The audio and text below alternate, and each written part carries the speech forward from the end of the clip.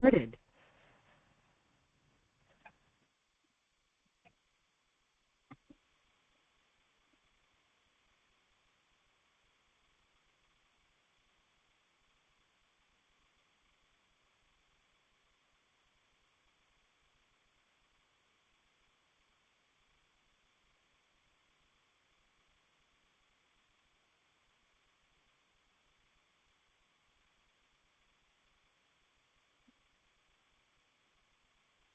नमो लोये सौहरिहन्ताणं नमो लोये सौहृदानं नमो लोये सौभागिर्यानं नमो लोये सौज्यायानं नमो लोये सौत्रिकावती सावनं ओंकारबिन्दु संयुक्त नित्यं जयन्ति योगिनः कामदमोक्षदं चैव ओंकाराय नमो नमः मङ्गलं भगवान् विरो मङ्गलं भूतमोहि मङ्गलं कुञ्कुण्डारि भुजेन्द्रमोसुमङ्गलं नमः समरिसाराय स्वानुभूत्या चकास्ते चित् स्वभावाय भवाय सर्वाः विभाव निरुद्ध निराकार।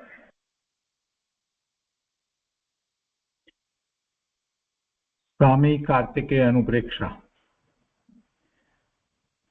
શુભચંદ્રાચાર્યની ટીકા સહિત અને પંડિત જયચંદજી છાબડાની ટીકા અને ભાવાર્થ સહિત આપણે સ્વામી કાર્તિકેય અનુપ્રેક્ષાનો સ્વાધ્યાય કરી રહ્યા છીએ અને એમાં પૂજ્ય ગુરુદેવ શ્રી કાનજી સ્વામી આપણને ઘણું અધ્યાત્મ સમજાવી રહ્યા છે. આ શાસ્ત્ર છે 12 ગાથા 12 અનુપ્રેક્ષાનું શાસ્ત્ર છે અથવા તો 12 ભાવનાનું શાસ્ત્ર છે. એટલી વાત નથી. અનુપ્રેક્ષા દ્વારા માત્ર બીજી જગ્યાએ બધી જગ્યાએ જે રીતે વર્ણન હોય છે એટલા જ વર્ણન કરી અને આ શાસ્ત્રને સીમિત નથી રાખ્યું, પરંતુ સમગ્ર જૈન દર્શનનું આમાં સ્વરૂપ દર્શાવ્યું છે અને એટલા માટે જ પૂજ્ય ગુરુદેવ એમાંથી અધ્યાત્મ આપણને ખૂબ સમજાવી રહ્યા છે. એમાં આપણે પહેલી 2 અનુપ્રેક્ષા પૂરી કરી છે, અધ્રુવ અથવા તો અનિત્ય અનુપ્રેક્ષા અને બીજી અસરણ અનુપ્રેક્ષા. અને એના પછી અત્યારે આપણે ત્રીજી અનુપ્રેક્ષા એટલે સંસાર અનુપ્રેક્ષાનો સ્વાધ્યાય કરી રહ્યા છીએ. સંસાર અનુપ્રેક્ષામાં પહેલા નરક ગતિના દુઃખની વાત કરી, પછી તિર્યંજ ગતિના દુઃખની વાત થઈ અને હવે મનુષ્ય ગતિના દુઃખની વાતની ગાથાઓ આપણે કરી રહ્યા છીએ. 45મી ગાથાથી મનુષ્ય ગતિના દુઃખની ગાથાઓ બધી કહેવામાં આવી છે. એમાં આપણે 53મી ગાથા સુધી સ્વાધ્યાય કર્યો છે. હવે આજે આગળ 54મી ગાથા લઈએ છીએ. સંસ્કૃતમાં 54મી ગાથા આ રીતે છે: કશ્ય અપી म्रियते सुपुत्र कस्य अपि महिला विनश्यति इष्टा कस्य अपि अग्नि प्रलिप्तं गृहं कुटुंबं च दह्यते. અને 55મી ગાથા સાથે લઈએ છીએ તો 55મી ગાથા આ રીતે છે કે એવં મનુ જગત્યા નાના દુઃખાની વિષહમાણ અપી न अपि धर्मे करोति मतिम आरम्भम नैव परिजति. तो 54મી ગાથાના અર્થમાં કહે છે કે કોઈને તો સારો પુત્ર હોય તે મરી જાય છે, કોઈને ઈષ્ટ સ્ત્રી હોય તે મરી જાય છે, તો કોઈને ઘર કુટુંબ સગળું અગ્નિ વડે બળી જાય છે. આ દુઃખોની વાત ચાલે છે ને, મનુષ્ય ગતિના દુઃખોની વાત ચાલે છે એટલે એમાં જ આગળ વર્ણન કરે છે. અને પછી 55મી ગાથામાં કહે છે કે આ રીતે આ ઉપર પ્રમાણે મનુષ્ય ગતિમાં નાના પ્રકારના દુઃખોને સહવા છતાં પણ આ જીવ સદધર્મમાં બુદ્ધિ કરતો નથી અને પાપ આરંભને છોડતો નથી. અને એ પછી પણ આગળ ગાથાઓ 56 અને 57માં એની વાત કરશે. આપણે પહેલા આ 2 ગાથાઓ પર 54 અને 55મી ગાથા પર પછી ગુરુદેવ કાનજી સ્વામીએ જે વિસ્તાર કર્યો છે તે લઈએ છીએ.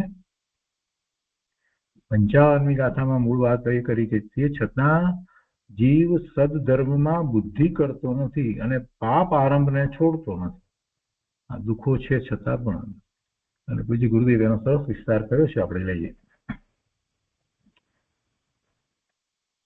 સ્વામી કાર્તિકે અનુપેક્ષા પ્રવચન ભાગ પહેલો એના પાના નંબર 103 એમાં 54મી ગાથાના અર્થ પછી ગુરુદેવ ફરીથી અર્થ કરી અને વિસ્તાર કરતા કહે છે કે પ્રતિકૂળ સંયોગ બતાવીને આ બધા પ્રતિકૂળ સંયોગ બતાવે ને કોઈને સારો પુત્ર મરી જાય કે પત્ની મરી જાય કે અથવા તો પતિ મરી જાય કે ઘર કુટુંબ સળગી જાય વગેરે, તો એમ કે છે કે પ્રતિકૂળ સંયોગ બતાવીને અહીં સંસારના દુઃખનું વર્ણન કર્યું છે.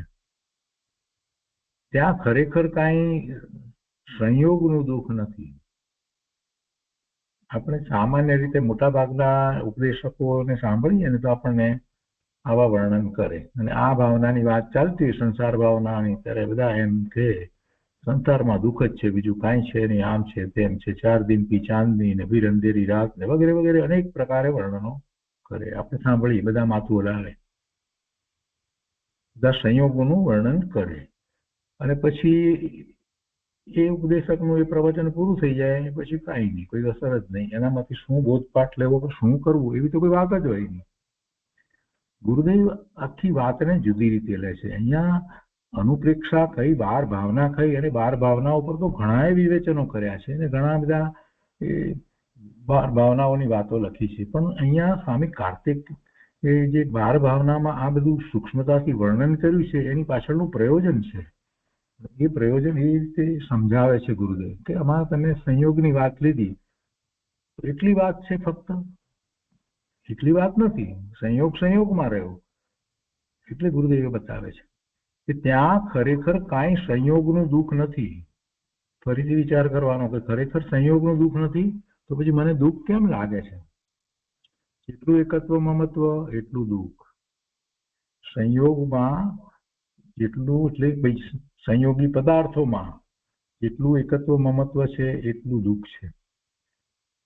ગુરુદેવ કહે છે કે પ્રતિકૂળ સંયોગ બતાવીને અહીં સંસારના દુઃખનું વર્ણન કર્યું છે. ત્યાં ખરેખર કાંઈ સંયોગનું દુઃખ નથી, પણ ચૈતન્ય સુખનો વિશ્વાસ ચૂકીને સંયોગની ભાવના કરે છે. તેથી તે જીવ પોતાની આકુળતાથી જ દુઃખી થાય છે.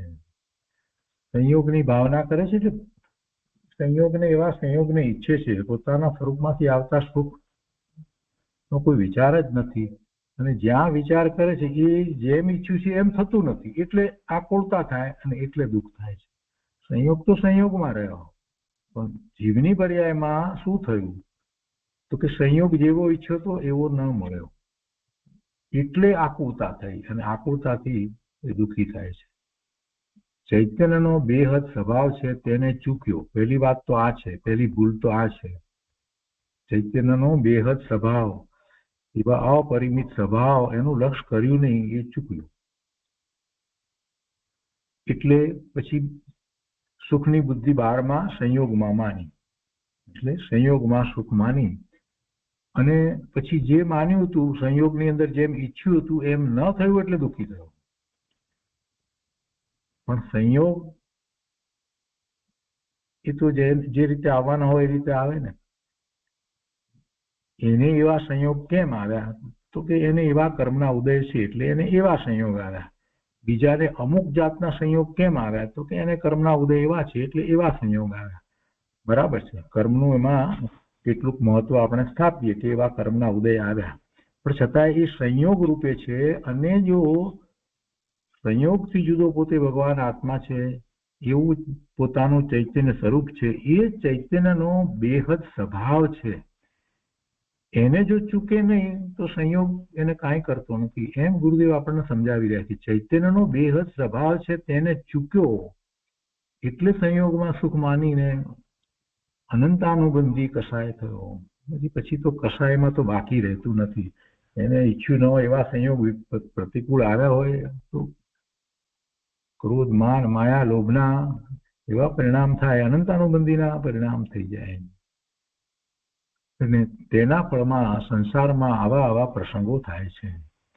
ગુરુદેવ આગળ સમજાવે છે કે ધર્મી જીવ પોતાના ચૈતન્યને પરથી જુદું પૃથક જાણીને સ્વભાવની ભાવના ભાવે છે. સ્વભાવની દ્રષ્ટિપૂર્વક ધર્મી જીવ સ્વભાવની દ્રષ્ટિપૂર્વક તે સંસારનું સ્વરૂપ કેવું દુઃખમય છે તે વિચારીને પોતાના વૈરાગ્યની વૃદ્ધિ કરે છે.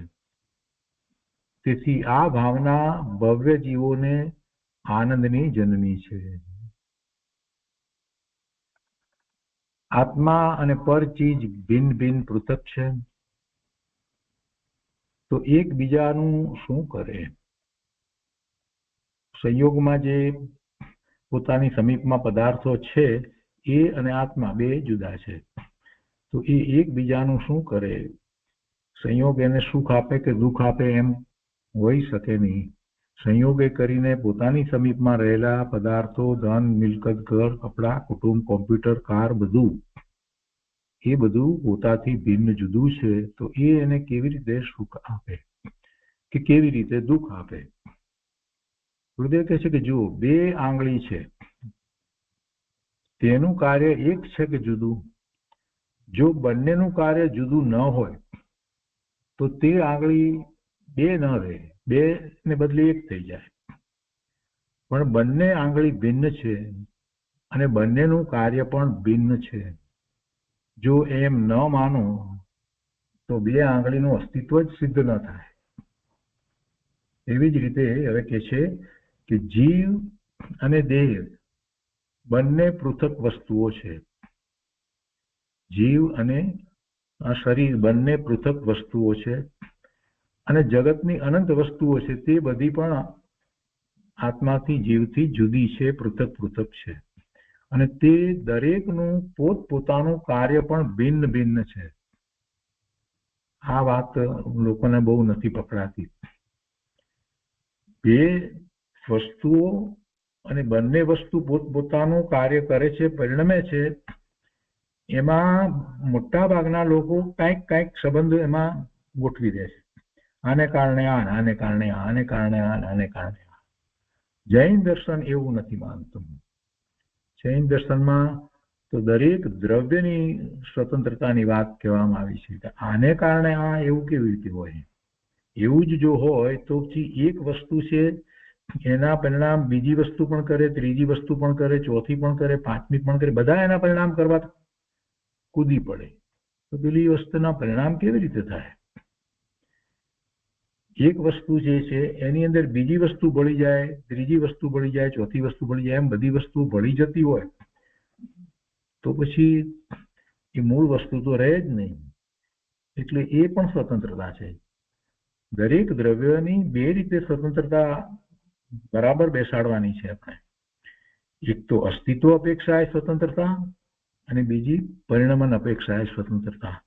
તો એ બંને રીતે દરેક દ્રવ્યની સ્વતંત્રતાને આપણે ખ્યાલમાં લઈએ તો બહુ સહેલાઈથી સમજાય છે કે આ બે આંગળીનું અસ્તિત્વ સિદ્ધ થયું, એનો અર્થ જ કે બે આંગળી પોતે પોતાનું જ પરિણમન કરી રહી છે. એક આંગળી બીજી આંગળીને પરિણમન કરાવે છે એવું વસ્તુનું સ્વરૂપ જ નથી. એટલે એવી રીતે જે બીજા બધા પદાર્થોની તો વાત બાજુમાં મૂકીએ, પણ જીવ અને દેહને જે બંનેને એક માને છે એમ તો ભાન જ નથી. એ બંને જુદી વસ્તુ છે, બંને પૃથક વસ્તુઓ છે. અને એવી જ રીતે જગતની અનંત વસ્તુઓ છે, તો એ વસ્તુઓ પણ બધી જુદી જુદી છે. એ બધાને પણ કોઈને કોઈ સાથે કાંઈ સંબંધ છે જ નહીં. એક પૂતગળ પરમાણુ છે, એ પોતે પોતાનું પરિણમન કરે છે, અને બીજો પૂતગળ પરમાણુ છે એ પણ પોતાનું સ્વતંત્ર પરિણમન કરે છે. એક જ સ્કંદમાં બંને રહ્યા છે, અને સ્કંદ રૂપે બંનેનું પરિણમન એક જેવું દેખાય છે, એક જેવું હોય, પણ છતાંય એનું પોતાનું જે નિર્મળ પરિણમન, શુદ્ધ પરિણમન જે કહીએ તો પૂતગળ રૂપે પરમાણુનું પરિણમન જે થઈ રહ્યું છે, તો તે દરેકનું જુદું જુદું જ છે. એ કાંઈ બંધ નથી થઈ જતું, એ કાંઈ એમાં નાશ પામતું નથી સ્કંદમાં જાય તો. આટલી બધી સૂક્ષ્મતા જૈન દર્શનમાં બતાવવામાં આવી છે. તો પછી આ બધા પૂતગળના સ્કંદ, એના પરિણમનો અને જીવના પરિણમનો શું સંબંધ હોય? એને કાંઈ સંબંધ હોય જ નહીં. ગુરુદેવ આ વાત વારંવાર આપણને સમજાવે છે.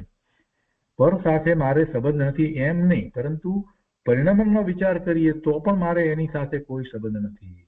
એના પરિણમનો એના કારણે છે, મારું પરિણમન મારા કારણે છે. અસ્તિત્વ અપેક્ષાએ અને પરિણમન અપેક્ષાએ આ સ્વતંત્રતાનો વારંવાર વિચાર કરવામાં આવે તો જ જગતના પદાર્થો પ્રત્યે ઉદાસીનતાનો ભાવ આવે, અન્યથા ઉદાસીનતાનો ભાવ આવે જ નહીં.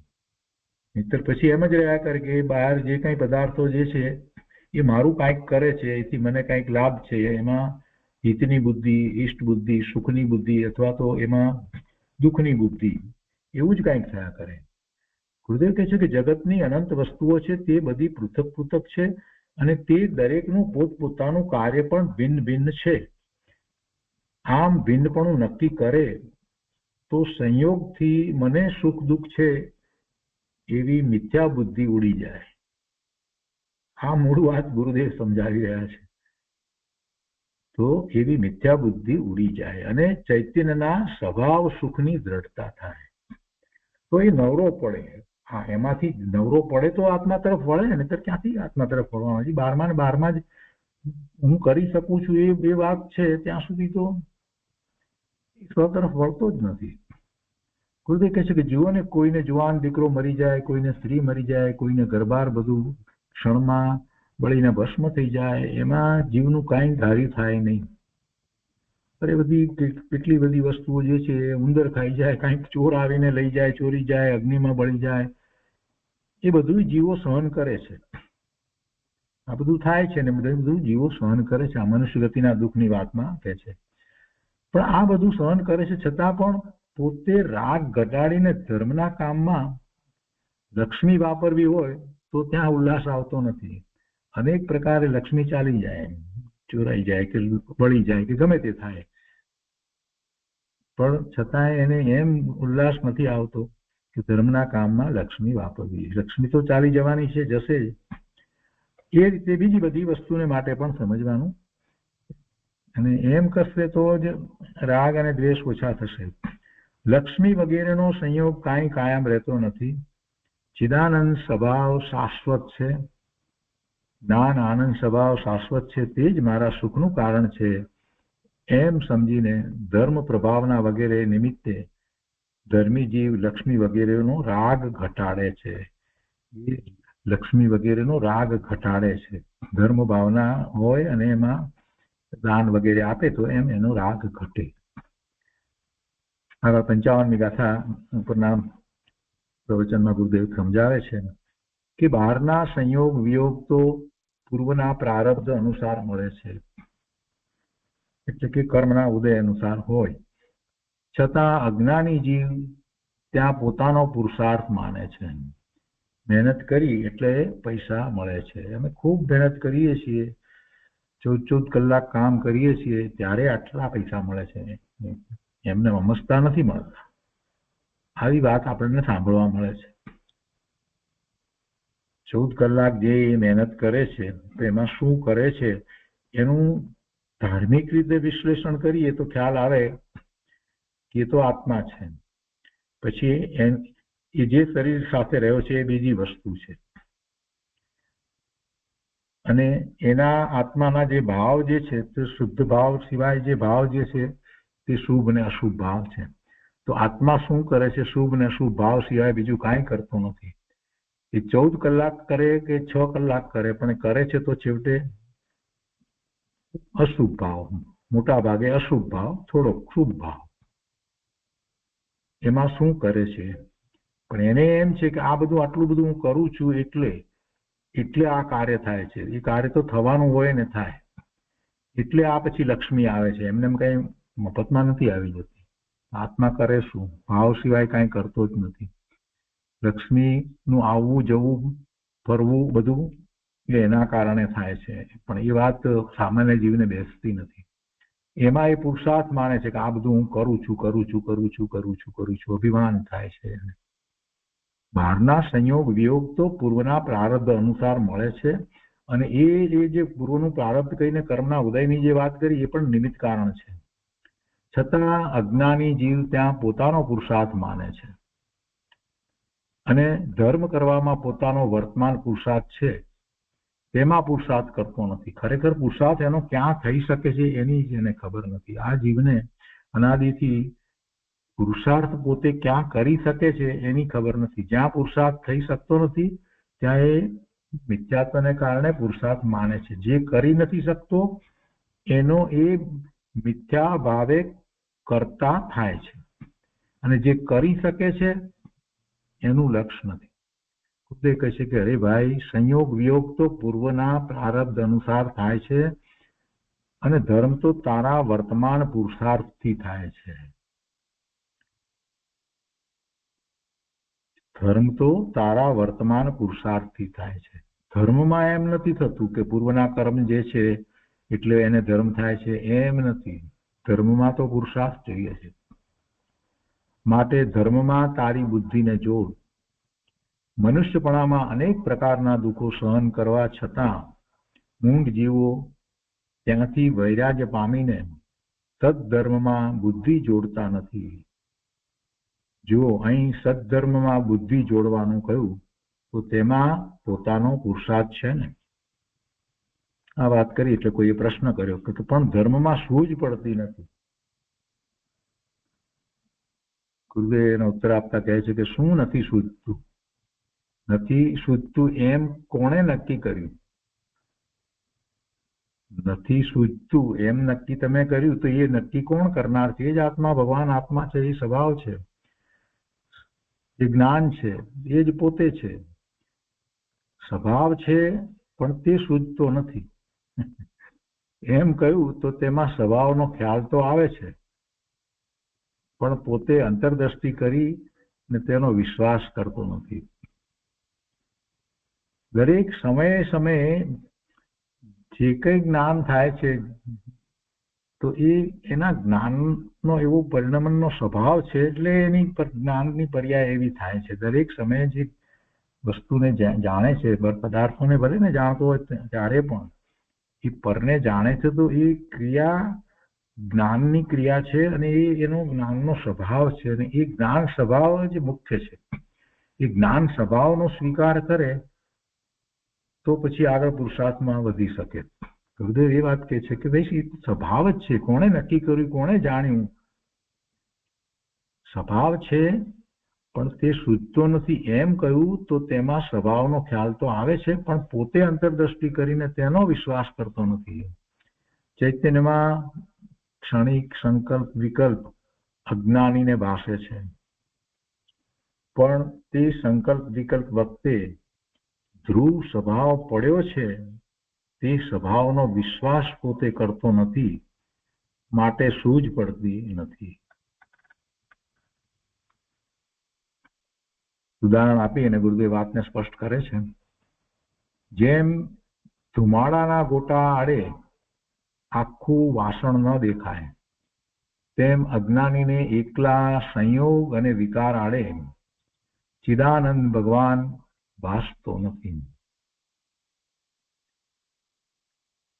પહેલાના વખતમાં પેલા ચૂલા સળગાવતા ને એટલે ધુમાડો બહુ થતો. એની પર પછી ચૂલા ઉપર વાસણ મૂક્યું હતું, એટલો બધો ધુમાડો કે બધું વાસણ દેખાય. તેમ અજ્ઞાનીને એકલા સંયોગ અને વિકાર આડે ચિદાનંદ ભગવાન ભાસતો નથી. ક્ષણિક પુણ્ય પાપને તથા સંયોગને જ દેખે છે, પણ અંતર્મુખ દ્રષ્ટિ કરીને આત્માના સ્વભાવને દેખતો નથી. માટે કહ્યું કે આવો મનુષ્ય ભાવ પામીને પણ મૂંઢ જીવો સદ્ધર્મમાં બુદ્ધિને જોડતા નથી, અને પાપ આરંભમાં જ લાગ્યા રહે છે. આ 55મી ગાથામાં એના અર્થમાં એ રીતે કહ્યું ને અહીંયા કે આ જીવ સદ્ધર્મમાં બુદ્ધિ કરતો નથી અને પાપ આરંભને છોડતો નથી. એ વાત પર ગુરુદેવ આપણે વધારે અધ્યાત્મ સમજાવે છે કે અંતર્મુખ દ્રષ્ટિ કરીને આત્માના સ્વભાવને દેખતો નથી. માટે કહ્યું કે આવો મનુષ્ય ભાવ પામીને પણ મૂંઢ જીવો સદ્ધર્મમાં બુદ્ધિને જોડતા નથી અને પાપ આરંભમાં જ લાગ્યા રહે છે. કેટલાકને એમાં પ્રશ્ન થાય કે અમે એકલા પાપ ક્યાં કરીએ છીએ? પાપ તો થોડા કરીએ છીએ, અમે તો ધર્મ ધ્યાન કરીએ છીએ, શુભભાવ કરીએ છીએ વગેરે. શુભભાવમાં કઈ ધર્મ નથી, એટલે એ અપેક્ષાથી વાત છે. અને ગુરુદેવના અંતરમાં તો શુભ ભાવ અને અશુભ ભાવ એટલે પુણ્ય અને પાપ બંનેનું મૂલ્ય એમણે તો બતાવ્યું કે બંને કર્મ બંધના કારણ છે એટલે સરખા જ છે, અને શાસ્ત્રમાં પણ એ વાત આવી છે ને. સત સમાગમ પામીને અંદરમાં વિચાર કરે તો બધું સમજાય તેવી આ વાત છે. જીવોમાં સમજવાની તાકાત છે, તેથી જ સંતો તેને સમજાવવાનો ઉપદેશ કરે છે. જે સમજી શકે એવો છે એટલે એને સમજવા માટે ઉપદેશ કરે કે તું આ વાતને સમજ, એવું સમજવાનો ઉપદેશ કરે છે, સમજાવવાનો પ્રયત્ન એમનો છે. એ કરુણા કરીને એવો એમને વિકલ્પ આવ્યો છે, એટલા માટે એ કરુણા કરી અને સમજાવવા માટે નો ઉપદેશ આપે છે. ધર્મી જીવો વિચાર કરે છે કે સુખ મારા સ્વભાવમાં છે. જુઓ ધર્મીની વાત, ગુરુદેવ સાથે ને સાથે ધર્મી જીવની વાત તો બતાવતા જ જાય છે. ધર્મી એટલે સમ્યક દ્રષ્ટિ. ધર્મી જીવો વિચાર કરે છે કે સુખ મારા સ્વભાવમાં છે, સંયોગમાં ક્યાંય મારું સુખ નથી. આખા સંસાર તરફના વલણવાળો ભાવ તે દુઃખ છે, અને સ્વભાવ તરફ વલણ કરીને તેમાં એકાગ્ર થવું તે જ સુખ છે. આમ સંસાર ભાવના ભાવીને ધર્મી જીવ પોતાની શુદ્ધતાની વૃદ્ધિ કરે છે. જે સમ્યક દ્રષ્ટિ નથી ને સમ્યક સન્મુખ છે, એનો સમ્યકનો પુરુષાર્થ કરી રહ્યો છે, એને માટે તો આ ભાવના બહુ મહત્વની થાય છે. ધર્મી જીવને બીજો વાંધો નથી, એ તો એમાંથી વધારે પોતે આગળ વધે છે એટલે શુદ્ધતાની વૃદ્ધિ કરે છે. પણ જે સમ્યક દર્શન પ્રગટ કરવા ઈચ્છે છે, સમ્યક તો સન્મુખ થયો છે, પુરુષાર્થ કરી રહ્યો છે, એને માટે આ વધારે મહત્વનું છે કે આ ભાવનાનો વારંવાર વિચાર કરે તો એ પોતાના સ્વભાવની વધારે દ્રઢતા થાય, અને બીજું બધું જે છે, જે સંસારમાં જે કંઈક રાગ દ્વેષના પરિણામ થાય છે, એ એના મંદ પડતા જાય. એટલે એ માટે સાધક જીવને માટે ખૂબ મહત્વનું છે. તો એ રીતે એ 54મી અને 55મી ગાથાનો વિસ્તાર પૂરો થયો. એ પછીથી અહીંયા વચ્ચે જે પ્રવચન મૂકવામાં આવ્યું છે, તો એ વૈશાખ વદ 14ના દિવસે એ જે લેવામાં આવ્યું છે, તો ખરેખર તો એ વૈશાખ વદ 6ના ગુરુવારના દિવસે સમસરણની પ્રતિષ્ઠાનો વાર્ષિક મહોત્સવ મંગલ દિન હતો, એના નિમિત્તનું પ્રવચન છે, એ આપણે નથી લેતા. અને એવી જ રીતે માનસંઘ ની જે પ્રતિષ્ઠા હતી એનું પણ એક પ્રવચન આવે છે, એ પણ આપણે નહીં લઈએ. આપણે અત્યારે આ લઈએ છીએ, ને આ પછી પ્રવચનો આપણે પછીથી લઈશું. તો આપણે આગળ લઈએ 56 અને 57મી ગાથા લઈએ, અને પછી એનો વિસ્તાર આપણે સમજીએ. તો 56મી ગાથા સંસ્કૃતમાં આ રીતે છે. સ્વધન અપી ભવતી નિર્ધન ધનહીન તથા ચ ઈશ્વર ભવતી રાજા અપી ભવતી ભૃત્ય અપી ચ ભવતી નરનાથ. અને 57મી ગાથામાં કહે છે કે શત્રુ અપી ભવતી મિત્રમ અપી ચ જાયતે તથા શત્રુ કર્મ વિપાકવશાત એષ સંસાર સ્વભાવ. અને એમ કરી અને પછી આ જે મનુષ્ય ગતિના દુઃખોનું વર્ણન અહીંયા પૂરું કરે છે. તો 56 અને 57મી ગાથાના અર્થમાં આ રીતે કહે છે. ધનવાન હોય તે નિર્ધન થઈ જાય છે, એ જ પ્રમાણે નિર્ધન હોય તે ઈશ્વર થઈ જાય છે. વળી રાજા હોય તે કિંકર એટલે ચાકર થઈ જાય છે, અને કિંકર હોય તે રાજા થઈ જાય છે. અને 57ના અર્થમાં કહે છે કે કર્મોદય વશે વેરી હોય તે તો મિત્ર થઈ જાય છે, તથા મિત્ર હોય તે વેરી થઈ જાય છે. એવો જ સંસારનો સ્વભાવ છે. અને પછી ભાવાર્થમાં કહે છે કે પુણ્ય કર્મના ઉદયથી વેરી પણ મિત્ર થઈ જાય છે, તથા પાપ કર્મના ઉદયથી મિત્ર પણ શત્રુ થઈ જાય છે. એ જ રીતે રાજા અને એના ચાકર વગેરે બધા માટે સમજવું. અને એની ઉપર પૂજ્ય ગુરુદેવ કાનજી સ્વામીએ વિસ્તાર કર્યો છે, તે આપણે લઈએ. ગાથા 56 અને ગાથા 57.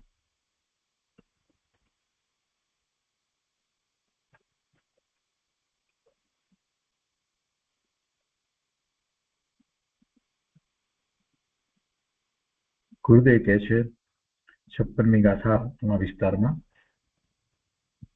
કે રાગ જુદા જુદા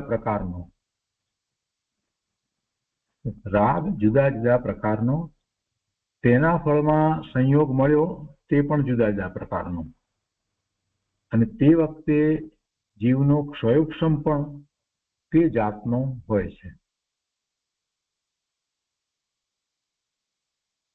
અહીંયા એક વાતને આપણે શાંતિથી સમજવા જેવી. રાગ જુદા જુદા પ્રકારનો એ વાત તો આપણને બેસી જાય, બરાબર છે.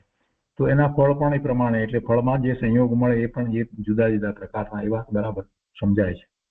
ગુરુદેવ આ ત્રીજી વાત જે કહે છે કે અને તે વખતે જીવનો ક્ષયોક્ષમ પણ તે જાતનો હોય છે. એનો ક્ષયોક્ષમ પણ એ જાતનો હોય છે, અને એ જાતનો એનો ક્ષયોક્ષમ છે એમ કહ્યું છે. ક્ષયોક્ષમમાં એના જ્ઞાનના ઉઘાડની પણ વાત આવી જાય છે. કેમ કે એને આવો ઉદય આવવો એની સાથે એનો એ જાતનો બીજી રીતે પણ ક્ષયોક્ષમ પણ એવો હોય છે. જે વખતે એવો ઉદય આવે છે તો એ ઉદય તરફ લક્ષ કરે છે અને સંસાર પર્યાયમાં છે, તો એને એ જ રીતે ક્ષયોક્ષમ હોય છે. એટલે જ એને એવા કર્મના બંધ પડે છે. એટલે કહે છે કે તે વખતે જીવનો ક્ષયોક્ષમ પણ તે જાતનો હોય છે. સઘનતામાંથી નિર્ઘનતા થઈ જાય ત્યાં તે વખતે જ્ઞાનમાં પણ તેવું જ જાણવાનો ક્ષયોક્ષમ છે. અહીંયા કહ્યું ને કે જેવા ભાવ કર્યા એ પ્રમાણે કર્મના ઉદય એ પ્રમાણે આવે, એટલે એ પ્રમાણે સંયોગ આવ્યો. અને ત્રીજી વાત જે લીધી ને કે તે વખતે જીવનો ક્ષયોક્ષમ પણ તે જાતનો હોય છે. અને એ જ વાત આગળ સમજાવતા કહે છે કે ધનવાન હતો એમાંથી નિર્ધન થયો, સધનતામાંથી નિર્ધનતા થઈ જાય તો ત્યાં તે વખતે જ્ઞાનમાં પણ તેવું જ જાણવાનો ક્ષયોક્ષમ છે કે આ નિર્ધન થયો. ક્ષયોક્ષમની ત્રીજી વાત જે છે ને, હવે ગુરુદેવે સ્પષ્ટ કરી. એને એવો ક્ષયોક્ષમ હોય અને જ્ઞાનમાં એક ખ્યાલમાં આવે, એને એક ખ્યાલમાં આવે કે આ ધનવાન હતો પોતે, એમાંથી આ નિર્ધન થઈ ગયો, એવું જ્ઞાનમાં આવે. એના પુરુષાર્થની આ વાત નથી, અહીંયા ક્ષયોક્ષમ દ્વારા એને એ જ્ઞાનમાં જણાય. હવે એ જાણ્યા પછીથી સમ્યક દ્રષ્ટિ છે તો એ જાણે છે, તો એ માત્ર એના જ્ઞાનનું જ્ઞેય થઈને રહે છે. મિથ્યા દ્રષ્ટિ છે તો એમ માને છે કે એ બધું પોતાને થયું, એટલે દુઃખી થાય. ક્ષયોક્ષમ તો જાણવાની અપેક્ષાથી વાત લીધી. ગુરુદેવ બહુ વાતને સ્પષ્ટ કરી છે કે કોઈ પણ વસ્તુને જાણીએ તો જાણવાથી કઈ કર્મનો બંધ પડતો નથી. વસ્તુને જાણવામાં આવે તો બંધ પડે એમ વસ્તુનું સ્વરૂપ નથી.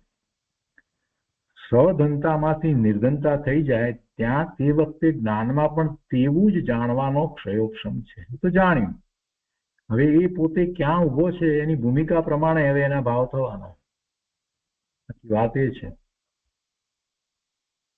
એટલે જ્ઞાનની પ્રતીક પણ ધર્મીને ભેગી જ છે.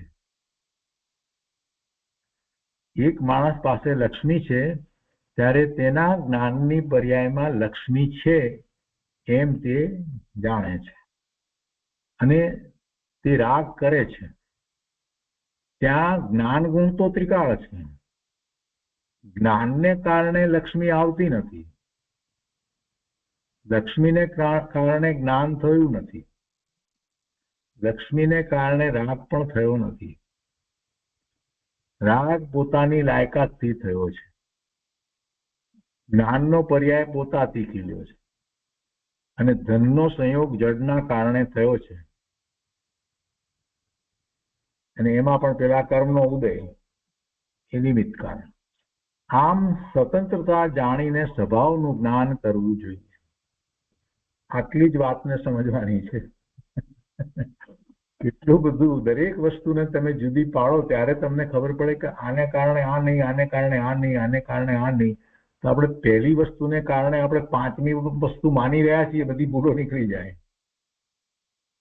ફરીથી લઈએ, બહુ સરસ વાત છે. આવી વાત ક્યારેક જ આવે છે. ગુરુદેવ શું સમજાવે છે? પહેલેથી જો રાગ જુદા જુદા પ્રકારનો હોય તો વાત સમજાય છે કે ભાઈ જુદા જુદા પ્રકારનો રાગ થાય, અને રાગ થાય તો દ્વેષ પણ થાય, તીવ્ર થાય, મંદ થાય, એ તો સમજાય. એના ફળની અંદર એક કર્મ બંધાય આવ્યા, કર્મ બંધાય, પુણ્ય કે પાપની પ્રકૃતિ બંધાઈ, અને એનો ઉદય આવે એટલે એ ફળ. તો તે ફળ આવે એ પણ જુદા જુદા પ્રકારના હોય, જેવા ભાવ કર્યા એ પ્રમાણે ફળ. ત્યાં સુધી તો બધાને સમજાય એવું છે. પછી ત્રીજી વાત છે ને, ત્યાંથી આગળ વાત સમજવાની છે. કે છે કે અને તે વખતે જીવનો ક્ષયોક્ષમ પણ તે જાતનો હોય છે. હવે એ વાતને આગળ સમજાવે છે કે જે ફળ આવ્યા, સંયોગ રૂપે ફળ મળ્યા, તો કે છે કે ધનવાનપણું છે, તો એ ધનવાનપણામાંથી નિર્ધનતા થઈ જાય, સધનતામાંથી નિર્ધનતા થઈ જાય. તો એ કોણે જાણ્યું? જ્ઞાને જાણ્યું. એ વખતે જ્ઞાનમાં પણ તેવું જ જાણવાનો ક્ષયોક્ષમ છે. એટલે એને જાણ્યું કે અરે આ પૈસા ગયા, આ થયું, નિર્ધન થઈ ગયો વગેરે. એ તો જાણ્યું છે, ફક્ત જાણ્યું. પછી ભાવ તો પછીથી થાય. એટલે કે છે કે એટલે જ્ઞાનની પ્રતીત પણ ધર્મીને ભેગી જ છે. એટલે શું? ધર્મી છે, સમ્યક દ્રષ્ટિ જે છે એ આ જાણે છે.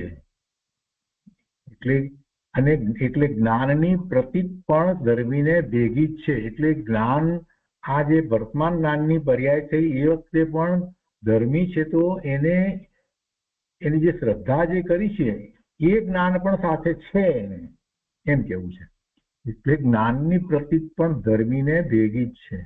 એટલે હવે એને શું થશે? ક્ષયોક્ષમ પ્રમાણે જાણ્યું કે આ પૈસા ગયા, પણ પેલું જે શ્રદ્ધા જે થઈ છે જ્ઞાનની પ્રતીત, એટલે પોતે ભગવાન આત્મા છે એવું જ્ઞાન જે થયું છે, અનુભૂતિ થઈ છે, એ શ્રદ્ધા, એ જ્ઞાનની પ્રતીત એ વખતે છે, એ વખતે સાથે છે. આ બહાર વર્તમાન પર્યાયને જાણે છે એ વખતે પણ પેલું તો છે. એટલે ધર્મીને પછી શું થાય? પેલી વાત છે, એટલે આ જે થયું, નવું જે થયું, સધનતામાંથી નિર્ધનતા થઈ, તો એ મારું નથી, એ મારું કાર્ય નથી. મેં જે આત્માને અનુભવ્યો છે એ મારો આત્મા, એમાં તો આમાંનું કાંઈ નથી. એટલે એને એ જ્ઞાનની પ્રતીત ભેગી છે, તો એને એ જાણે. અને લક્ષ્મી ગઈ એમ પણ થાય, પણ એને એવા ભાવ એવા નથી થતા, એવા તીવ્ર દ્વેષના ભાવ કે તીવ્ર એવા કસાય ભાવ કે એવું કાંઈ થતું નથી. એટલે એને નવા કર્મ બંધાય નહીં. હવે એની જગ્યાએ અજ્ઞાની હોય તો શું કરશે? એને પોતાના આત્માનું જ્ઞાન ભાન નથી, એવી કોઈ પ્રતીતિ, એવી શ્રદ્ધા તો છે નહીં.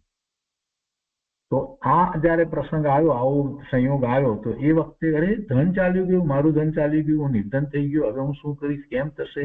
કેટલાય વિચારો આર્ધ્યાન થઈ જાય છે, અને કેટલા બધા પાપના બંધ પડી જાય છે. એટલે આ વાત જે છે કહેવામાં આવે છે કે જે સમ્યક દ્રષ્ટિ છે એને કેમ એવા કર્મના બંધ નથી પડતા, એ વાત અહીંયા ગુરુદેવ બહુ સ્પષ્ટ કરી કે એને જ્ઞાનની પ્રતીત પણ ધર્મીને ભેગી જ છે. ફરીથી આગળ વધારે સમજાવતા ગુરુદેવ કહે છે કે એક માણસ પાસે લક્ષ્મી છે, ત્યારે તેના જ્ઞાનની પર્યાયમાં લક્ષ્મી છે એમ તે જાણે છે. અત્યારે ભાવની વાત જવા દો, પહેલા એ વાત જ પકડવાની કે એને જ્ઞાનમાં દરેકને એ એટલો ક્ષયોક્ષમ છે કે આ લક્ષ્મી છે એમ તે જાણે છે. હવે મિથ્યા દ્રષ્ટિ છે, એટલે આ લક્ષ્મી મારી છે એટલે રાગ કરે છે, એ લક્ષ્મી મારી છે એમ કરીને રાગ કરે છે. તો ત્યાં જ્ઞાન ગુણ જે છે એ તો ત્રિકાળ છે, અને જ્ઞાનનું કાર્ય તો માત્ર જાણવાનું. એટલે આ લક્ષ્મી છે એમ જ જાણ્યું, જ્ઞાને કાંઈ બીજું કર્યું નથી. એ જ સમયની જ્ઞાનની પર્યાય જ્યારે લોટરી લાગી, દાખલા તરીકે $1 મિલિયન લોટરી લાગે છે અને ખબર પડે છે, ત્યારે જ્ઞાને તો માત્ર એટલું જાણ્યું જ છે. પછી રાગ થાય છે કે નથી થતો એ વાત તો પછી 2 નંબરમાં જાય. પહેલું તો આ જુદું પડવું જોઈએ, પણ એ જ જુદું ના પડતું હોય તો શું થાય? પોતાના જ્ઞાન સ્વભાવનો જેને નિર્ણય છે એને ખબર પડે છે કે આ તો મને જ્ઞાન થયું. જ્ઞાનને કારણે લક્ષ્મી આવતી નથી. જ્ઞાન ગુણ તો ત્રિકાળ છે, એ તો પરિણમી જ રહ્યો છે, સમય સમયે એની પર્યાય થઈ જ રહી છે, અને એ પર્યાયની અંદર અનેક વિષયો જે છે એ જણાય છે, એનું જ્ઞાન થાય છે, જ્ઞેય તરીકે જ્ઞાન થાય છે, અનેક વિષયોનું થાય. એ બધા વિષયો એ ઇન્દ્રિયના વિષયો છે કે નથી, કે બીજા જીવો છે કે જે કાંઈ છે બધું છેવટે તો એક જ્ઞાનની એની પર્યાય એક સમયની પર્યાયની અંદર એ બધા જ્ઞેય તરીકે એના જ્ઞાનની અંદર ઝળકે છે, અંદર તો આવતા નથી, એ તો દૂર રહ્યા, બહાર રહ્યા, તો એને એ જાણે છે. એટલે કે છે કે એ એવો જ્ઞાન ગુણ જે છે ત્રિકાળ છે ને એનું ભવન સતત થાય છે. ત્રિકાળ છે એટલે જ્ઞાન ગુણ તો પરિણમે જ છે, અને એમાં આ લક્ષ્મી આવી તો એને જાણી. પણ એ જ્ઞાને કઈ લક્ષ્મી લાવી છે એમ નથી. જ્ઞાનને કારણે લક્ષ્મી આવતી નથી. લક્ષ્મી તો કેમ આવી? તો કે છે કે લક્ષ્મીને કારણે ના, હવે એના પછીની બીજી વાત લખી કે જ્ઞાનને કારણે લક્ષ્મી આવી નથી. એ વાત તો બરાબર છે, પણ લક્ષ્મી આવી એટલે જ્ઞાને જાણ્યું તો કે છે એમ પણ નથી. જ્ઞાન એ વખતે એવું થવાનું હતું, જ્ઞાનની પર્યાય એવી થવાની હતી, માટે થઈ. લક્ષ્મીને કારણે એવું જ્ઞાન થયું નથી. જ્ઞાનને જ્ઞેયની પરાધીનતા નથી. કોઈને થાય કે પણ આપણી સામે નહીં હોય તો ખબર પડે કે આ બોટલ છે તો હું જાણું ને, બોટલ ન હોય તો બોટલનું મને ક્યાં જ્ઞાન થાય છે? પણ નિમિત્ત નૈમિત્તિક સંબંધ જ એવો છે કે છદ્મસને જ્યારે જ્ઞાનની પર્યાય થાય છે એ વખતે સામે એવા નિમિત્ત જ્ઞેયો હોય છે, બિંબ તરીકે હોય છે, એના પ્રતિબિંબ પડે છે. પણ વાસ્તવમાં જ્ઞાન સ્વભાવ તો એવો જ છે, જેવો સર્વજ્ઞનો જ્ઞાન સ્વભાવ છે એવો જ છે. સર્વજ્ઞનો જ્ઞાન સ્વભાવ કેવો છે કે જ્ઞેયો સામે હોય કે ન હોય છતાં એને જાણે. ભૂતકાળના જ્ઞેયોને જાણે, વર્તમાન જ્ઞેયોને જાણે, અને ભવિષ્યના જ્ઞેયોને પણ જાણે, જે અત્યારે તો જ્ઞેય રૂપે છે નહીં એને જાણે. આ વાત કરી એટલે કેટલાકને બેસે નહીં. પાછા એના એ જ લોકો એમ વાત કરે કે ઋષભદેવ ભગવાનના વખતની અંદર પેલા મારીચી જે બહાર બેઠો હતો એને માટે એમ કે ઋષભદેવ ભગવાને કહ્યું કે આ 24માં તીર્થંકર થશે. એ વાત બહુ હોંશે હોંશે કરે. તો પછી એનો અર્થ શું થયો કે એ વખતે ક્યાં તીર્થંકર હતા? અને એ તીર્થંકર થશે એ પર્યાય ભગવાનના જ્ઞાનમાં ક્યારે આવી? પહેલા તીર્થંકર ભગવાનના જ્ઞાનમાં 24માં તીર્થંકરની પર્યાયનું જ્ઞાન થયું હતું. એ તો પર્યાય હતી નહીં. તો સર્વજ્ઞ પરમાત્મા જ્ઞેય માત્રને જાણે ત્યારે સામે જ્ઞેય નથી તો પણ જાણે છે, એ વાત તો સિદ્ધ થઈ જાય છે. તો એ કેવી રીતે જાણે છે? જ્ઞાનનો સ્વભાવ એમનો પરિપૂર્ણ ઉઘડ્યો છે ત્યારે એ જાણે છે. તો એ તો જ્ઞાનનો સ્વભાવ થયો. એ સર્વજ્ઞતાનો વિચાર કરીએ તો એનો અર્થ સમજાય છે આપણને કે સર્વજ્ઞતા તો એ ઉઘાડ રૂપે સર્વજ્ઞતા છે. જ્ઞાન કઈ નવું નથી થયું. જ્ઞાન તો જે હતું એનું એ જ રહ્યું છે. જ્ઞાનનો ઉઘાડ છે. કેવળ જ્ઞાન રૂપે આ જ્ઞાનનો ઉઘાડ છે. આપણને કેવળ જ્ઞાન રૂપે જ્ઞાનનો ઉઘાડ ન હોય, મતિ અને શ્રુત જ્ઞાન રૂપે ઉઘાડ હોય, એટલો ઉઘાડ હોય, પણ છતાંય જ્ઞાનનું પરિણમન જે થતું હતું એ તો એ જ રીતે થાય. અને એ ખ્યાલ આપણને ત્યારે આવે છે કે કેવળ જ્ઞાન જ્યારે થાય ત્યારે ખબર પડે છે કે એમાં એને સામે જ્ઞેયોની જરૂર નથી ને છતાંય જ્ઞાન થાય છે. તો જ્ઞાનનો સ્વભાવ એવો જ હોવો જોઈએ કે જ્ઞાનની પર્યાય થવામાં સામે જ્ઞેયની જરૂર ન હોવી જોઈએ. એટલે એ વાત છદ્મસને પણ લાગુ પડે જ છે. કેવળ જ્ઞાન ન હોય ત્યારે પણ લાગુ પડે જ છે. જ્ઞાન તો એ રીતે જ પરિણમે છે. એટલે આપણું જ્ઞાન સામે જ્ઞેય છે માટે જ્ઞાન થાય છે એવું વસ્તુનો સ્વભાવ નથી. જ્ઞાન સ્વતંત્ર છે, સ્વતંત્ર પરિણમે છે. દરેકે દરેક સમયની જ્ઞાનની પર્યાય એમાં જે જ્ઞેય તરીકે જણાય છે એ જ્ઞાનનું ભવન છે.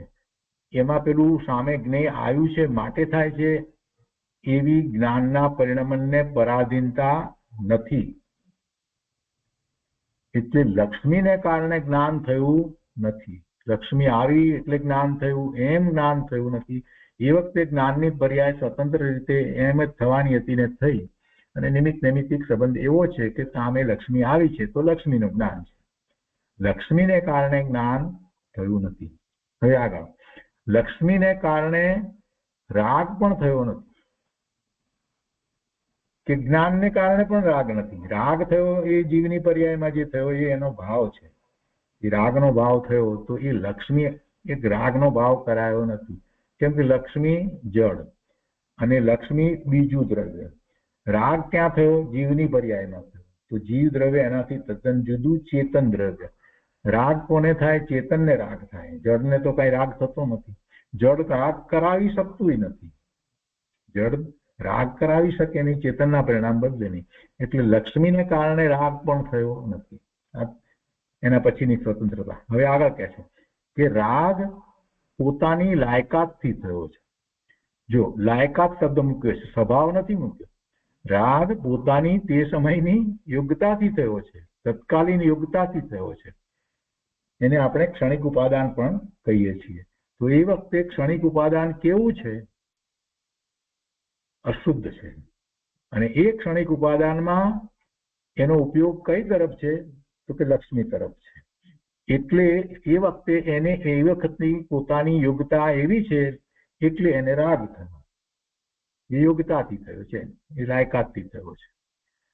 એ વખતે પણ ત્રિકાળી ઉપાદાન તો શુદ્ધ જ છે, પણ ત્રિકાળી ઉપાદાન કેમ કામ કરતું નથી?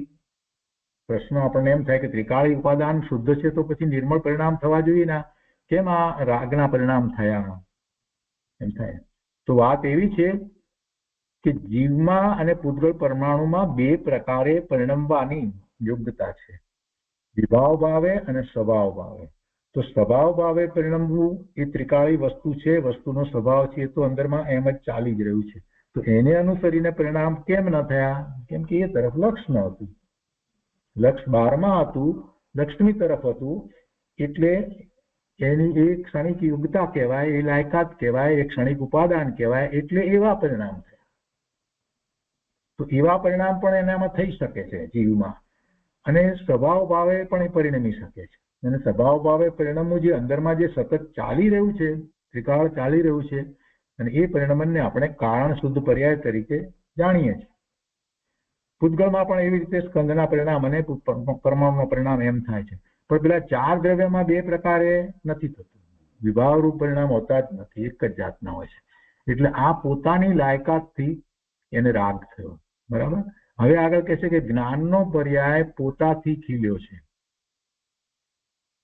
જ્ઞાનનો પર્યાય પોતાથી ખીલ્યો છે, પેલું જ્ઞેય આવ્યું માટે થયું એવી કોઈ વાત નથી. અને ધનનો સંયોગ જળના કારણે થયો છે. આમ સ્વતંત્રતા જાણીને સ્વભાવનું જ્ઞાન કરવું જોઈએ. આ બધું સ્વતંત્ર જાણે તો પછી એને ખ્યાલ આવે કે એમાં રાગ કરવાને કોઈએ મને રાગ કરાયો નથી, મારું એ વખતે ઉપાદાન એવું હતું તો ના, મારું ઉપાદાન એવું થયું કેમ કે મારી ભૂલ હતી, મારું લક્ષ 12માં હતું એટલે એમ થયું. મારું લક્ષ 12માં એટલા માટે હતું કે મને મારા સ્વભાવનું મહાત્મ ન હતું એટલે 12માં હતું. આ બધી વસ્તુ પછી એક પછી ઊંધેથી આગળ વધતો જાય તો સ્વભાવ તરફ છેવટે આવીને ઉભો રહી જાય છે. કેટલી બધી સરસ વાત મૂકી છે. આમ સ્વતંત્રતા જાણીને સ્વભાવનું જ્ઞાન કરવું જોઈએ. વળી જ્યારે સધનતામાંથી નિર્ધનતા થઈ જાય ત્યારે જ્ઞાનનો તે વખતનો ક્ષયોક્ષમ તેવું જાણવાનો છે કે આ નિર્ધનતા થઈ, એટલું જ જાણ્યું. એમાં પછી દ્વેષનો અંશ કેવી રીતે આવે? પણ દ્વેષનો અંશ કોને આવે છે? આ નિર્ધનતા થઈ ગઈ તો દ્વેષનો અંશ જે આવ્યો એ જ્ઞાને કઈ દ્વેષનો અંશ કરાવ્યો નથી. એ પેલું ધમ ચાલ્યું ગયું એને પણ દ્વેષનો અંશ કરાવ્યો નથી. પણ એ વખતની એની એવી યોગ્યતા છે, એનું પર તરફ લક્ષ છે, એટલે ક્ષણિક ઉપાદાન એવી એની યોગ્યતા જે છે એટલે એને એવો અશુભ ભાવરૂપ દ્વેષનો અંશ આવી જાય છે. અને તે નિર્ધનતાના કારણે નથી. હવે કે છે કે સંયોગ સત એટલે એનું પણ હોવાપણું છે, જ્ઞાન સત જ્ઞાનનું પણ હોવાપણું છે, એ સમયની પર્યાય દરેક સમયની પર્યાયનું. અને દેશનો અંશ એ પણ સત, એનું પણ એ હોવાપણું છે. દરેક વસ્તુ જે છે એનું હોવાપણું છે. નિર્ધનપણાના કારણે જીવ દુઃખી નથી. હવે દુઃખની વાત લેવાની, એ પણ સ્વતંત્રતા, એ પણ જીવનો એવો ભાવ દુઃખનો ભાવ. એમ તો નિર્ધનપણાના કારણે જીવ દુઃખી નથી, પણ પોતાના દેશ ભાવને કારણે દુઃખી છે. અને તે દેશ પર્યાયને જો પોતાની જાણે તો પર્યાયવાન એવું દ્રવ્ય પ્રતીતમાં આવ્યા વિના રહે નહીં. તે દેશ પર્યાયને જો પોતાની જાણે, આ પર્યાય છે અને મારી પર્યાય છે એમ જાણે, તો પછી એ પર્યાય જે છે તો એવો પર્યાયવાનનો પણ એનો વિચાર આવે કે તો પછી પર્યાય આ જે થઈ રહી છે તો એવું જેની પર્યાય થઈ રહી છે એવું દ્રવ્ય શું? તો એ દ્રવ્ય પોતાનું દ્રવ્ય છે એ એને ખ્યાલમાં આવે કે મારું જ દ્રવ્ય છે અને મારા જ પરિણામ થઈ રહ્યા છે. પછી તો દ્રવ્ય કેવું એમ કરી અને પછી એનો અભ્યાસ કર્યો તો દ્રવ્ય તરફ દ્રષ્ટિ જાય. આગળ લઈએ. ત્રણ લોકના નાથે કહેલી એટલે કે દિનેશ્વર ભગવાને કહેલી અને વસ્તુના સ્વભાવમાં ભજેલી એવી આ ચીજ છે તે પ્રમાણથી કહેવાય છે. આ બધું કહ્યું ને, બધી અપેક્ષા બધી વાત કરી એટલે પ્રમાણ જ્ઞાન થયું ને. મોક્ષ માર્ગની આ જ રીત અને આ જ પ્રકાર છે, બીજો માર્ગ નથી. નિર્ધનતા થઈ જ્ઞાનમાં તે જણાયું અને અણગમો થયો ત્યાં અજ્ઞાની તેટલાને જ દેખે છે, પણ તે વખતે પોતાના જ્ઞાન આનંદ સ્વભાવને દેખતો નથી. બે જોવા જોઈતા હતા એને. એટલે આપણે પુરુષાર્થમાં હંમેશા એ વાત કરીએ છીએ કે એ વખતે આપણો જે ભાવ થયો એ ભાવ વખતે આપણે સહેજ બ્રેક મારવાની વાત આપણે કહીએ છીએ તો ખ્યાલ આવે કે આ મારો ભાવ ન હોવો જોઈએ.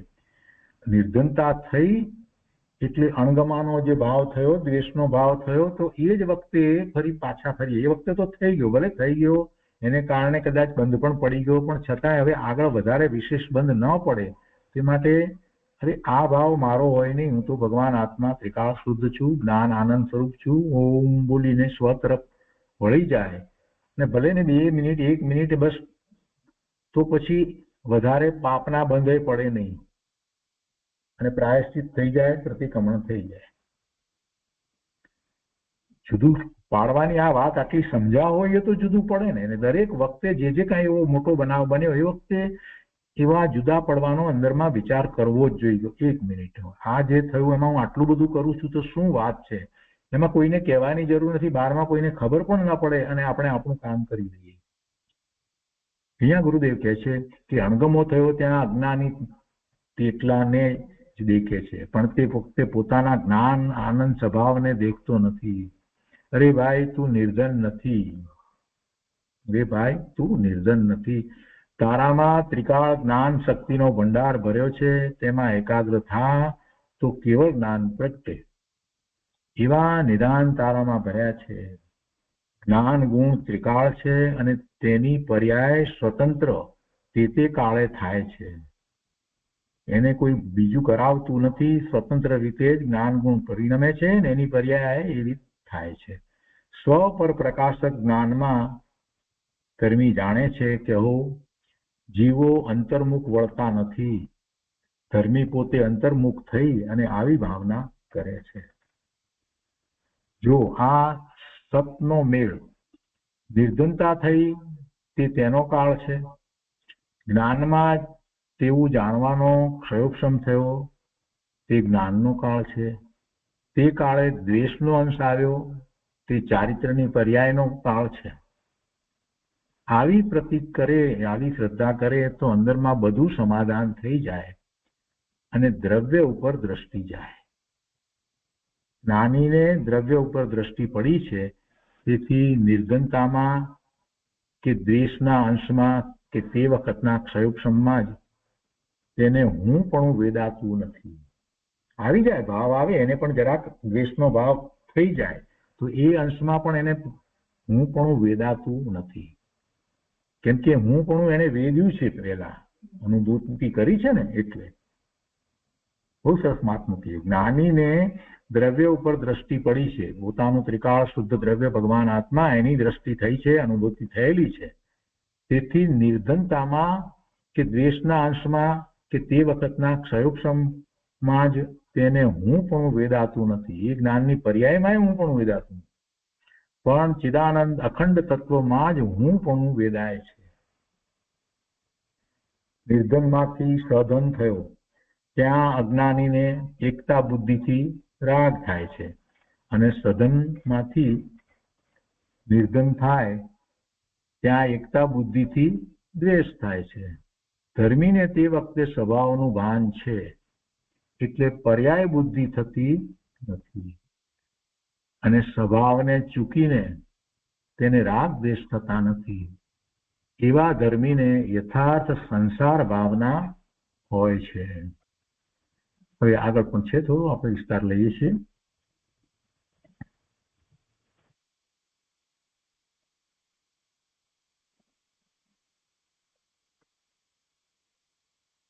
સત્તાવનમી ગાથા ના વિસ્તારમાં ગુરુદેવ આગળ પણ સમજાવે છે. અહીંયા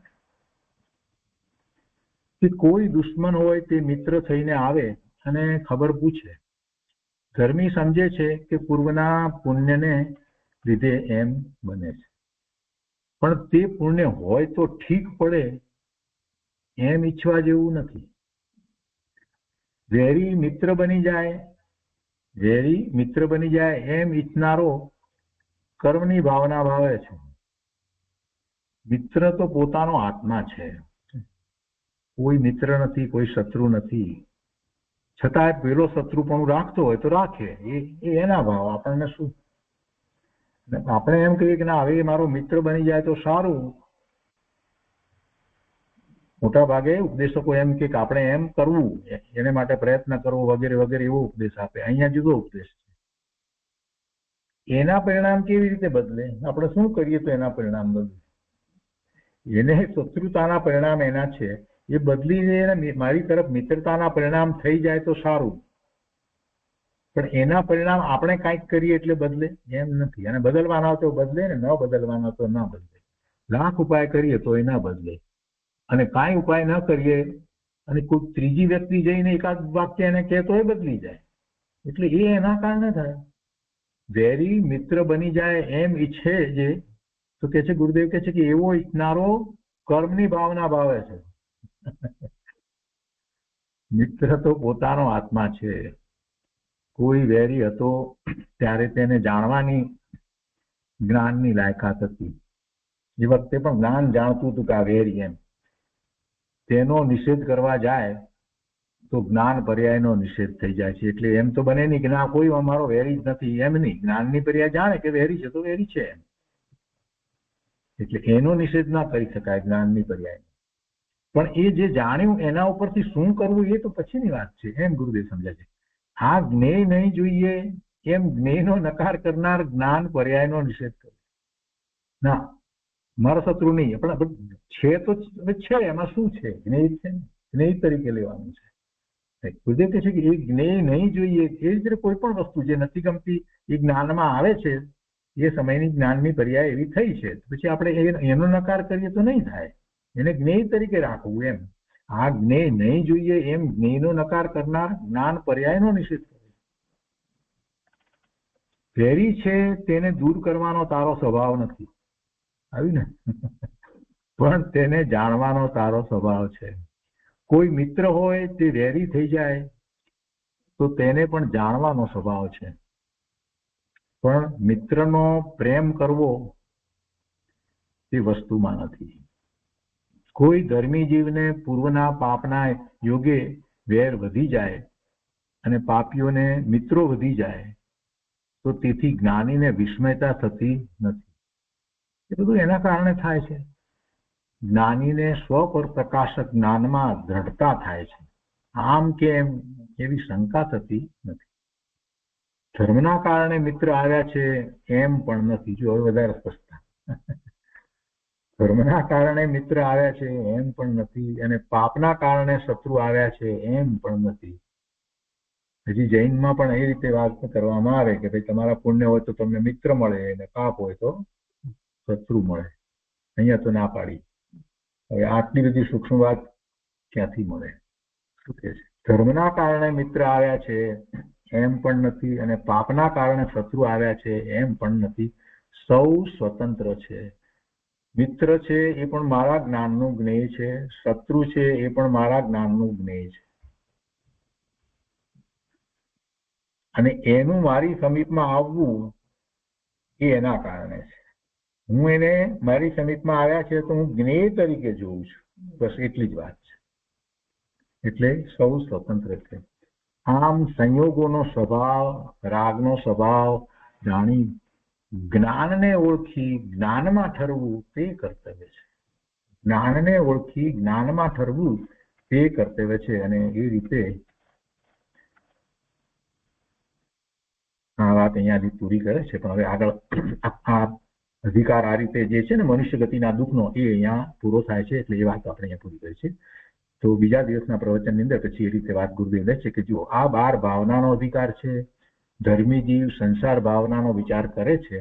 સંસાર તે વિકાર છે અને દુઃખરૂપ છે, અને અંતરમાં મારો સ્વભાવ ત્રિકાળ આનંદદાયક છે એમ જેને ભાન થયું છે તે પર્યાય બુદ્ધિ જેને ભાન થયું છે અને પર્યાય બુદ્ધિ છૂટી ગઈ છે એવો જીવ સંસાર ભાવનાનો યથાર્થ વિચાર કરી શકે છે. સુખદાયક આત્માની દ્રષ્ટિ થઈ હોય એટલે આત્મા સુખરૂપ છે એમ દ્રષ્ટિ થઈ હોય તે જ દુઃખદાયક સંસારનો વિચાર કરી શકે છે. આખી સમાલોચના છે ને તો અંતરમાં જેને શુદ્ધ સ્વભાવનો ભરોસો આવ્યો છે અને પર્યાયમાં હજી કાંઈક રાગ પણ છે તે એમ વિચારે છે કે હું આત્માની પર્યાયમાં થતો વિકાર, તેનાથી બંધાતું કર્મ અને તેના નિમિત્તે મળતો સંયોગ, તેમાં મારું સુખ નથી. શું વિચારે છે? આત્માની પર્યાયમાં થતો વિકાર એટલે પોતાના જે ભાવ થયા તેનાથી બંધાતું કર્મ અને એ ઉદય આવે એટલે એના નિમિત્તે મળતો સંયોગ, તો તેમાં મારું સુખ નથી. એ ચક્ર ચાલ્યા કરે છે. વિકાર કે સંયોગ તરફના વલણને દુઃખરૂપ જાણીને અને સ્વભાવને સદા સુખદાયક જાણીને ધર્મી જીવ સ્વભાવમાં એકાગ્રતા વધારતો જાય છે. તે જ ખરી સંસાર ભાવના છે. ધર્મી એમ વિચારે છે કે આ સંસારમાં વેરી પણ પુણ્યકર્મના ઉદયથી મિત્ર થઈ જાય છે. ધર્મી એમ વિચારે છે કે આ સંસારમાં વેરી પણ પુણ્યકર્મના ઉદયથી મિત્ર થઈ જાય છે. આત્માના વિકલ્પને લીધે સામો જીવ મિત્ર કે શત્રુ થતો નથી, પણ તે તો સંસારની વિચિત્રતા અનુસાર બને છે. અહીં જરાક દ્વેષ પરિણામ હોય છતાં સામો જીવ અનુકૂળતાથી વર્તે અને પોતે સામા જીવને અનુકૂળતાનો ભાવ કરે છતાં સામો જીવ દ્વેષ ભાવ કરે. એવું તો બધા કહેતા હોય છે કે અમે તો બહુ સારું એનું ઈચ્છતા હતા ને એ અમારા પ્રત્યે આમ વર્તે છે, એમ દ્વેષ ભાવથી વર્તે છે. કે છે કે પુણ્ય પાપ અનુસાર તેવો સંયોગ બને છે. પૂર્વના પુણ્ય પરિણામથી જે કર્મ બંધાયું તેના ફળમાં જે અનુકૂળ સંયોગ મળ્યો તે વખતે ધર્મીને અંદરમાં સ્વભાવની અનુકૂળતા વર્તે છે, એટલે કે સ્વભાવની રુચિ અને ભાવના પ્રગટી છે. તેથી બહારના સંયોગમાં સુખ બુદ્ધિ થતી નથી. શું કહે છે કે પૂર્વના પુણ્ય પરિણામથી જે કર્મ બંધાયું તેના ફળમાં પુણ્ય છે એટલે અનુકૂળ સંયોગ મળે છે. જે અનુકૂળ સંયોગ મળ્યો તો તે વખતે ધર્મીને અંદરમાં સ્વભાવની અનુકૂળતા વર્તે છે, એટલે કે સ્વભાવની રુચિ અને ભાવના પ્રગટી છે. તેથી બહારના સંયોગમાં સુખ બુદ્ધિ થતી નથી.